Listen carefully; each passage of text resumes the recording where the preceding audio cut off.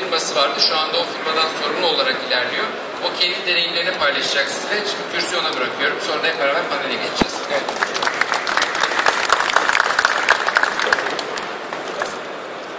Evet. Merhaba, teşekkürler programa geldiğiniz için. Bugün çok güzel bir katılım var gerçekten. Bu bizi memnun etti. Sercan'ın da dediği gibi bizim Sercan'la tanışıklığımız aslında TISAT dışından da var.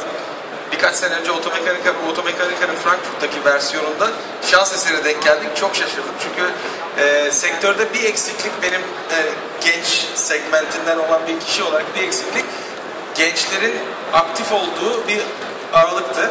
O da şimdi bizlerle arkada Özge Hanım da var. Genç TISAT gibi oluşumlarla olacak bir şey. Bunun için de heyecanlıyız. O yüzden bu gibi şeylerle alakalı da kendinizi sürekli eğitmenizde fayda var. Adım Tunç Kip. Temel conta ile alakalı biraz bilgi vereceğim size. Gasket kelimesi conta demek. Conta demek birçoğumuzun aslında bildiğimizi düşündüğümüz musluk contasından çok daha farklı, çok daha teknolojik, yaşayan bir ürün temsil eden bir kelime, yani o çok teknik bir ürünü ifade ediyor. 3 jenerasyonluk bir aile şirketi. Şimdi gidelim. 42 küsur senedir conta yapan bir şirket ama 1950 senesinde kurulmuş.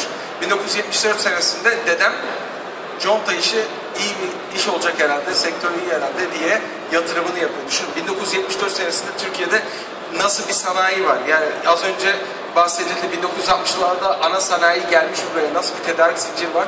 Orada diyor ki ben conta yapacağım diyor. Yani araba kullanıyoruz hepimiz. Kaç defa siz arabanızın contasını gördünüz? Çok ilginç bir ürün ayrıca zaten.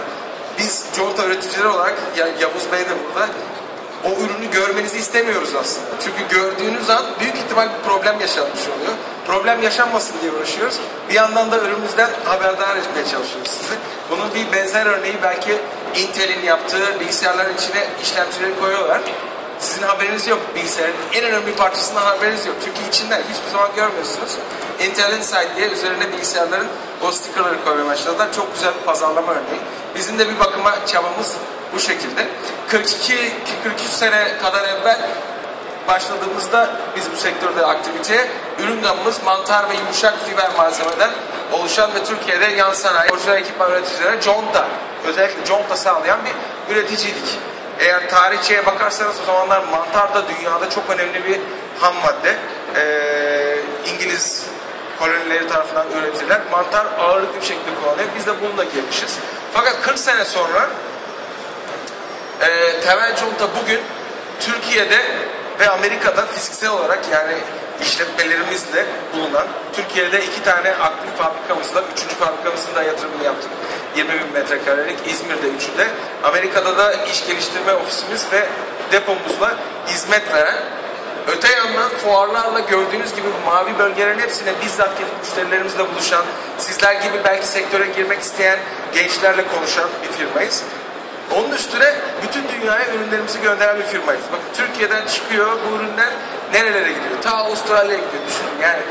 Diyeceksiniz oradaki müşterinin Türkiye'deki bir tedarikçiden nereden haberi var? İşte bu da tedarikçinin gayretiyle olan bir şey. Bizde de pazar biraz tabii bir kısım markamızın görülmediği bir pazar. Orijinal ekipman üreticilerine tedarik ettiğimiz pazar. Bir kısım da kendi markamızla temel conta logosuyla satış yaptığımız bir pazar. O yüzden ikisine dinamiklerini göz önünde tutuyoruz.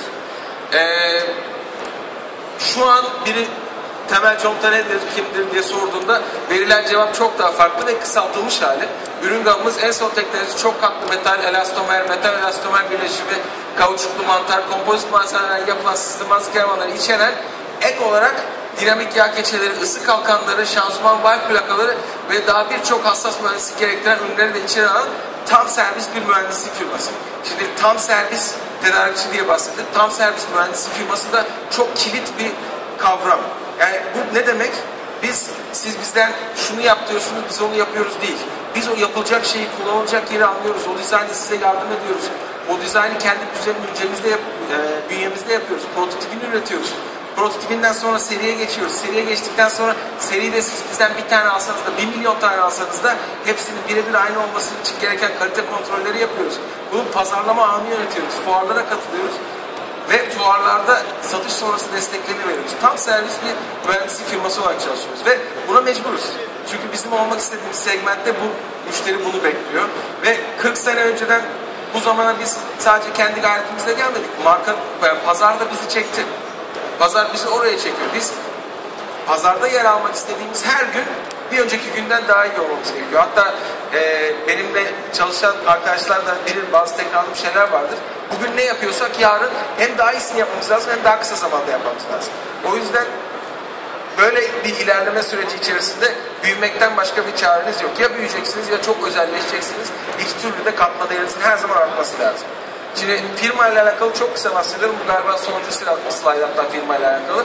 Yurt dışında kendi sektörümüzle motor üreticileriyle birlikte dizayn yapan bir firma haline geldik. Hem Türkiye'de hem yurt dışında sektör faaliyetlerine dahiliz. Amerika'nın ilk 100 yan sanayi tedarikçileri arasına girdik. Bakın Türk bir firma olarak okyanus aşırı nasıl başarılara dahil olabiliyoruz ki biz bunu temel conta yaptığı şeklinde değil, Türk bir firma olarak buralara gelinebiliyor diye anlatıyoruz. Ve tüm kalıplarımızı kendimiz üretiyoruz. Şimdi kaliteden bahsettik.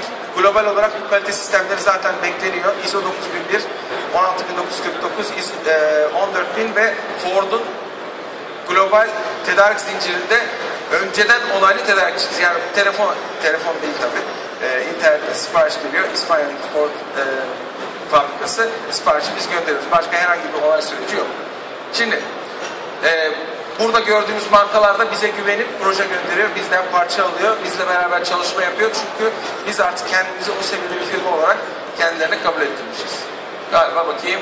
Evet. Şimdi firma ile alakalı bitti diyeceğim. Çünkü bundan sonrası da biraz firma ile alakalı ama bundan sonrası sizinle de alakalı ve otomotiv sektörünün aslında üreticiyle, o ürünü pazarlayanla, dizayn edenle işi bitmiyor. Çok daha farklı imkanlar.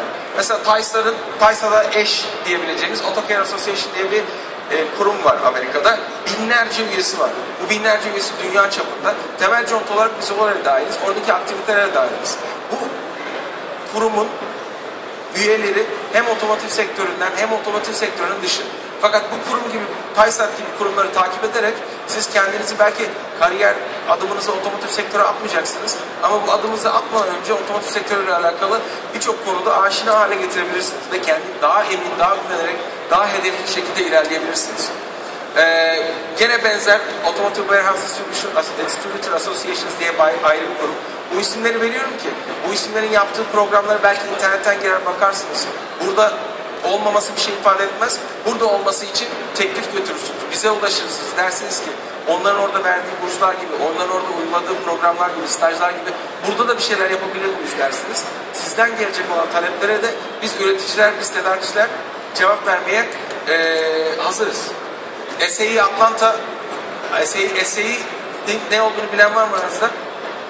Society of Automotive, aynı zamanda da Aerospace Engineering olan geçiyor. Otomotiv sektöründe birçok standartı belirleyen, galiba 100 seneye yakın bir geçmişi olan bir kurum. Bu kurum Amerika'da kurulmuş fakat dünya çapında yakın tarihte de Türkiye'de şubesi açıldı. Hatta şu anki dünya başkanı Türk. Bunun Atlanta'da yönetimindeyim mesela. Bu kurumla beraber yaptığımız birçok aktivite var ki okullardan öğrenci getiriyoruz. Öğrenciler geliyorlar, yani İş başvurusu değil bu. Geliyorsunuz böyle oturuyorsunuz işte daha fazla bilgi sahibi oluyorsunuz. Ne kadar fazla bilgi sahibi olursanız o kadar iyi, o kadar net, o kadar kendinize güvenerek karar veriyorsunuz. Türk-Amerikan İş Adamları Derneği'ne de üyeyiz. Orada da aktifiz. Yani otomotiv sektörü diyoruz ama otomotiv sektörüne dahil olan firmalar bambaşka yerlerde de aktif olan firmalar ve bu firmalar size otomotiv sektörünün çok daha geniş yelpazeye hitap ettiğini gösteriyor zaten. Taysat üyeyiz, aktif bir üyeyiz. Bu Otomotiv İhracatçıları Birliği'ne üyeyiz. Bu birlikle dünyayı dolaşıyoruz. Söylediğimiz gibi fuarlarda buluşuyoruz. Ek olarak da bir Amerikan firmasını temsil ediyoruz. Bu Amerikan firması Türkiye'deki tek resmi tedarikçisiyiz. Bu Amerikan firması orijinal ekipman üreticilerinin bu malzemeyi kullanacaksın diye teknik dokümanlara yazdığı firma ve bunu da bir Türk firması olarak yine almış olmaktan gurur duyuyoruz. Şimdi belki sizden birisinin yaşayabileceği bir örnek gibi bahsedeyim. Victor, bizim Amerika'daki çalışanlarımızdan biri bugün. Ekonomi okudu kendisi. Ekonomi okurken geldi bizde staj yaptı. Az önce bahsettiğim Automotive Warehouse Distributors Association kurumunun saldığı bir stajla bizde staj yaptı ve sektöre bayıldı. Yani sektöre aşık oldu. Çok sevdi ve sektöre geçti. Yani ekonomi okuyan birisinin otomotiv sektöründe ne işi var diyebilirsiniz. Ama öyle bir ayrım yok. Çünkü o bilgi, o düşünce tarzı, öğrenme merakı, o istek her sektörde size başarı elde etmenize yardımcı olabilir. Gene Amerika'dan bir örnek vereceğim. Yani diyebilirsiniz, Amerika'daki örnekleri niye bize anlatıyorsunuz? Bu örnekler burada değil diyebilirsiniz.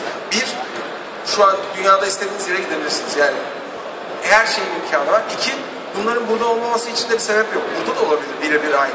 Siz bunlara ön ayak olursanız seve seve herkes size destek olur. Bu oradaki otomotiv sektörünün, şimdi resim biraz bulanık ama ben de şuradayım. Otomotiv sektörünün gençlerle oluşturduğu bir grup. O grupla biz şehir şehir aktiviteler yapıyoruz. Öğrenciler katılıyor. Bazen senelerce bu sektörde kariyer sahibi olmuş kişiler katılıyor. Aralarında bir etkileşim oluyor, iletişim imkanı oluyor. Bunun gibi ortamlar yaratıyoruz.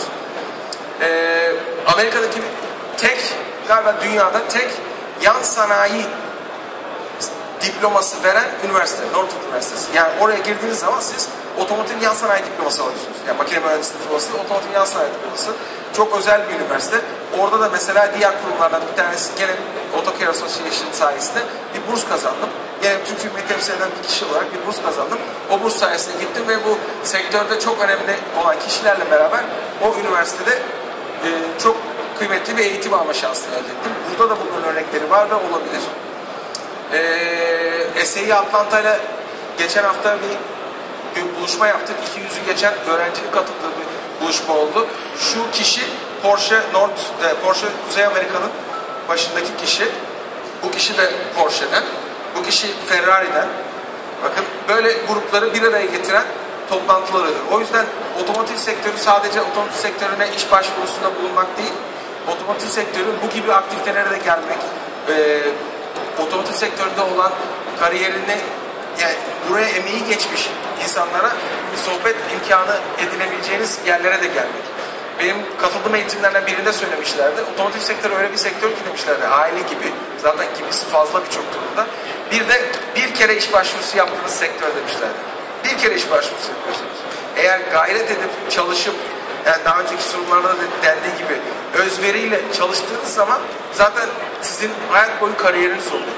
Ve çok tatmin olacağınız bir sektör. Dünyaya ulaşmanıza imkan verebilecek bir sektör. İsterseniz birçok dizayn aşamasında patentlere isminizi yazdırabileceğiniz bir sektör. Yani imkanlar sonsuz. Otomotiv deyince liste upuzun gidiyor. Her şeyi içeren bir liste haline gelmiş artık. Evet, benim sunumum biraz kısa bu kadar. Ben panele sakladım aslında birçok cevaplarımı. Teşekkür ederim. Dikkatiniz için.